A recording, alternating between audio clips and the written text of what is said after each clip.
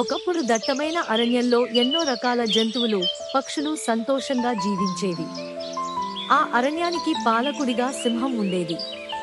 కానీ సింహానికి కోపం ఎక్కువ. జంతువులందరూ దానికి భయపడేవారు.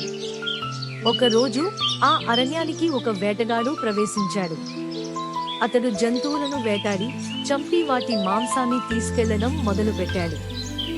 జంతువులందరూ ఈ ప్రమాదాన్ని ఎదుర్కోలేక బాధపడుతూ ఉండేవారు. అప్పుడు అక్కడి నీలిపిట్ట ఒక చిట్కా ఆలోచించింది. మనందరం ఏకతాటిపై నిలబడితేనే ఈ సమస్యను ఎదుర్కోగలం అని నీలిపిట్ట అన్నది. నీలిపిట్ట సింహంతో మాట్లాడి జంతువులందరినీ పిలిపించి ఒక సమావేశం ఏర్పాటు చేసింది. పిట్ట మాటలు విన్న సింహం మొదట అంగీకరించలేదు. కానీ చివరికి అది ఒప్పుకుంది. సింహం, నీలిపిట్ట, ఇతర జంతువుల సహాయంతో ఒక పథకం సిద్ధం చేశారు.